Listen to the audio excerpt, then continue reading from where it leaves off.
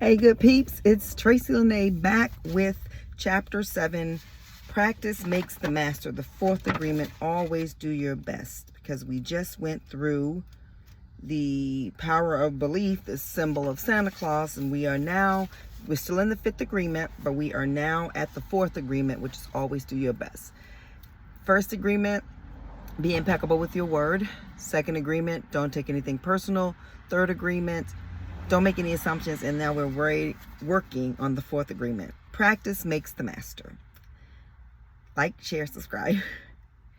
When you are ready to change your life, when you're ready to change your agreements, the most important thing is awareness.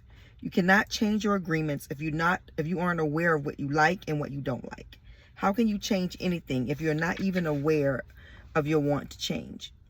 But it's more than just being aware. It is the practice that will make a difference, because you can be aware, but that doesn't mean your life will change. Change is the result of action. Change is the result of action. It is the result of practice. Practice makes the master. Everything you have ever learned, you learn through repetition and practice. You learn to talk, you learn to walk, you even learn to write by repetition. You are a master of speaking your language because you practiced. This is the same way that you learned all the beliefs that rule your life, by practice.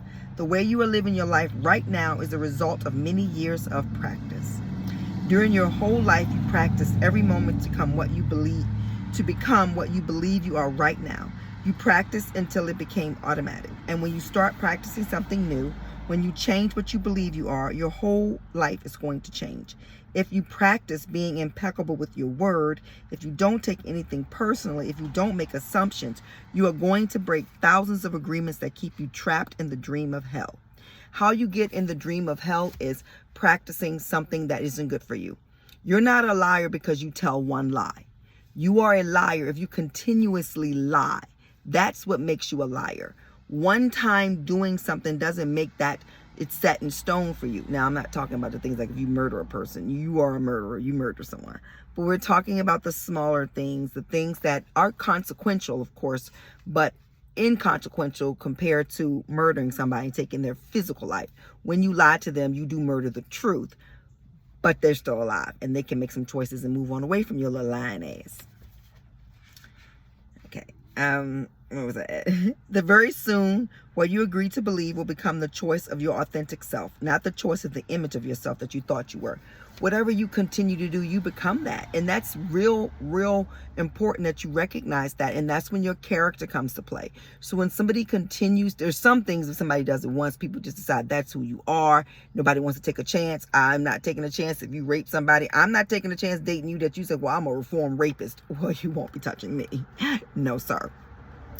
The first agreement, be impeccable with your word, is all you need to create a beautiful life. I'm not saying that reformed rapist doesn't deserve a chance, but it won't be with me. Somebody else have to do that. I'm not at that level. No, not. Or a child molester. You can say, well, I child molested when I was, in my 30s, but I don't child molest no more. And I still don't want nothing to do with you. I hope that you have changed, but nah. I throw people away. Somebody else pick them up out the garbage can. Think everybody. The first agreement, be impeccable with your word, is all you need to create a beautiful life. It will take you all the way to heaven. Remember, all the way to heaven. I think I want to rock. Go listen to Dougie Fresh, All the Way to Heaven. But you may need support for this agreement. When you don't take anything personally, when you don't make assumptions, you can imagine that it's easier to be impeccable with your word. When you don't make assumptions, it's easy not to take things personally, and vice versa. By not taking anything personally and by not making assumptions, you are supporting the first agreement. I am learning not to take anything personal. Everybody is out here living the dream that they create for themselves, or the hell they create for themselves. And if I stand in the target way of their practice, then I'm going to get hit by the target. When you don't make assumptions, okay. The first three agreements may seem difficult to do. They may even seem impossible for us to do. Well, believe me, it's not impossible. But I have to agree that it is difficult. Difficult doesn't mean not doable. Because we practice exactly the opposite. All of our lives, we practice believing in the voice in our head. But there is the fourth agreement, and it is easy. This is the agreement that makes everything possible. Always do your best. You can do your best, and that's it. No more, no less. Just do your best. And don't fool yourself and say, well, I did my best. Did you really? Do. Take action. How can you do your best if you don't take action? You got to take action. Always do your best is the agreement that everybody can do. Your best is, in fact, the only thing you can do. And the best you can do doesn't mean that sometimes you give 80% and other times you just give 20%. You're always giving 100%. That's always your intention. It's just that your best is always changing from one moment to the next. You are never the same. You are alive and changing all the time, and your best is also changing from one moment to the next. Your best will depend on whether you are feeling physically tired or refreshed. Your best will depend on how you are feeling emotionally. Your best is going to change over time, and as you form the habit of practicing the 4 agreements, your best is going to get better. The 4th agreement allows the first 3 agreements to become deeply ingrained habits. Repetition and practice will make you the master, but don't expect that you can master these agreements right away. Don't expect that you are always going to be impeccable with your word, or that you are never going to take anything personally, or that you are never going to make assumptions. Your habits are too strong and firmly rooted in your mind. Just do your best. Catch yourself and go, I took that personally. I take it back now. If you fail to keep one of the agreements, make the agreement again. Begin again tomorrow and again the next day. Keep practicing and practicing. Each day will become easier. By doing your best, the habit of misusing your word, taking things personally, and making assumptions will become weaker and less frequent over time. If you keep taking action to change your habits, it's going to happen.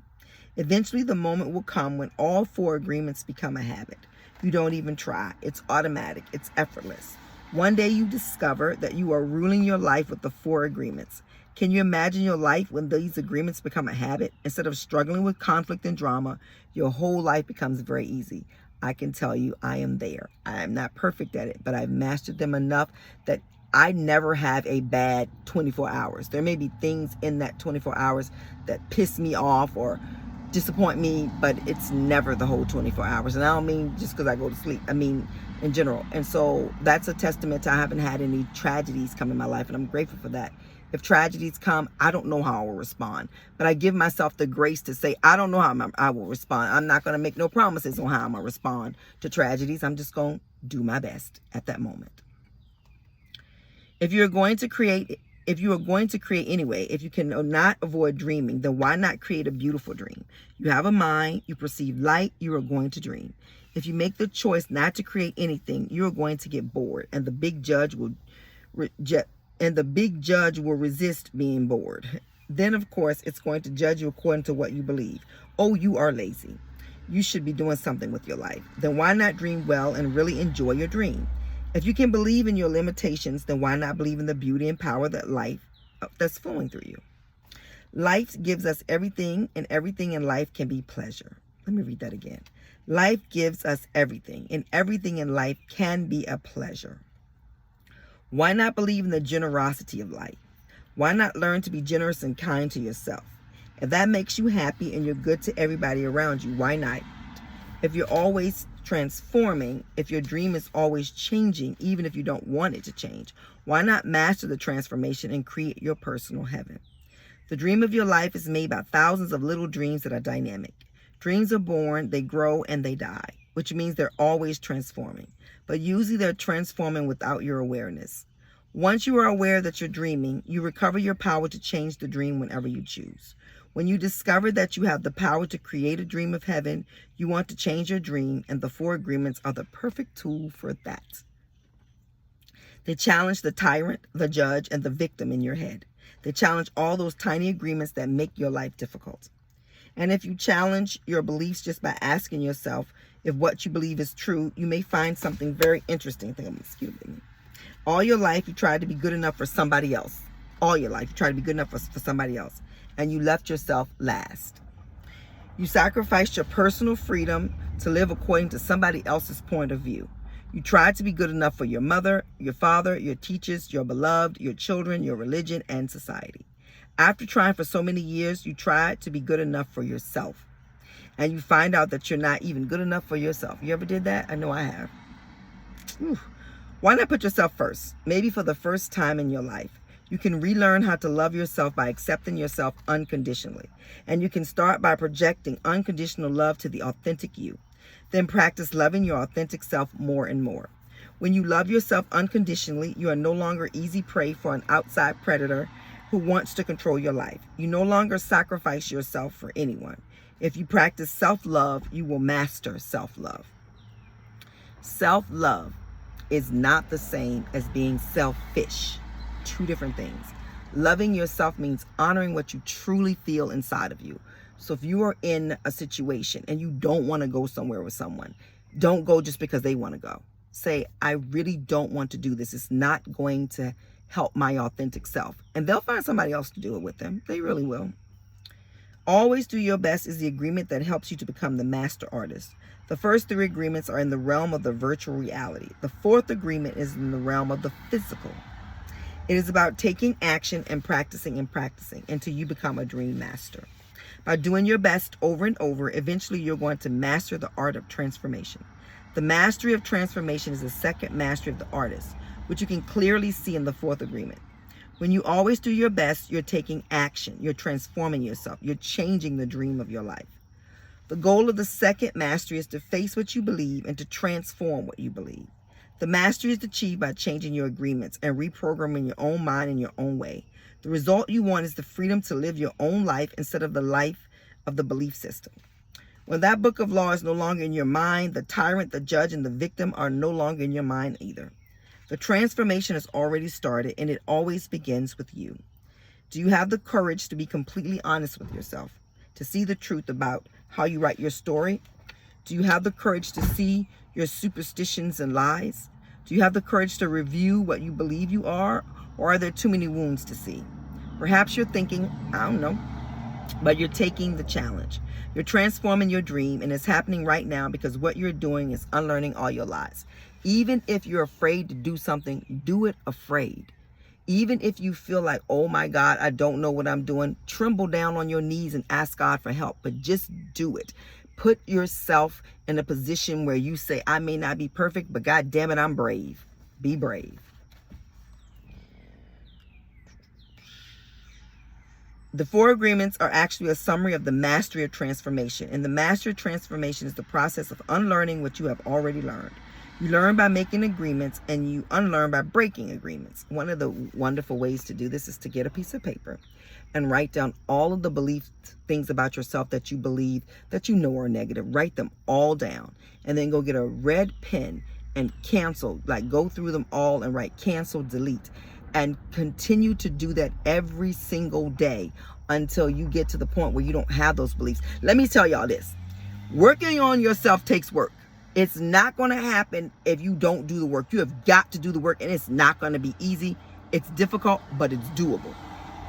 It says in the Holy Quran, with difficulty is surely ease. With ease is surely difficulty. You have got to understand that no matter what, if you want to get better, it's going to take effort. It's going to take commitment, and it's going to take work. You have got to be willing to work. If you're not willing to work, then stay the way you are and keep complaining. See where that gets you. What's that at?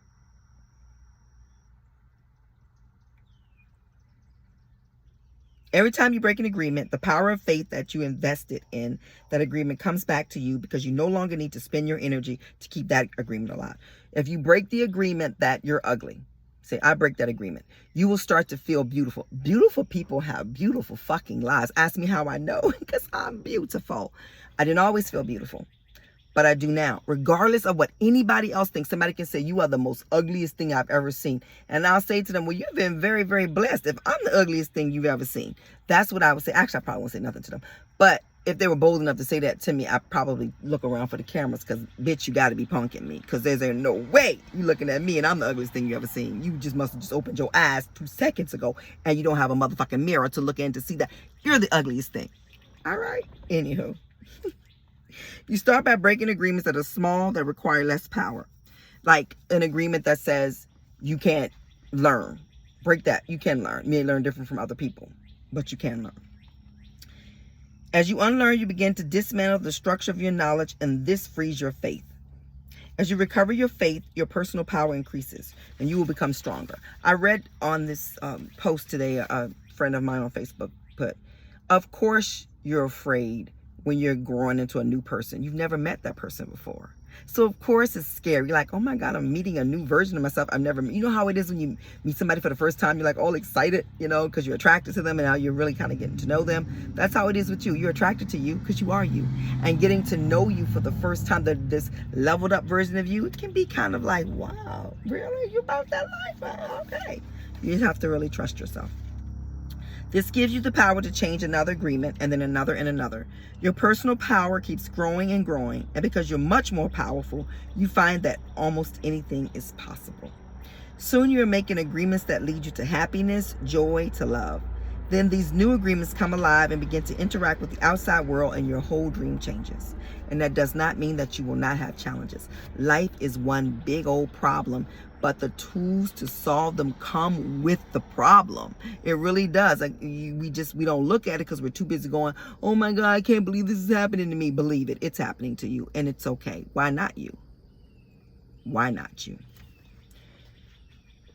When you unlearn, which is what you're doing now, you begin by facing what you believe. How are you going to face what you believe? You only have one tool to do this, and that tool is doubt. Doubt is a symbol, of course, but what it means is very powerful.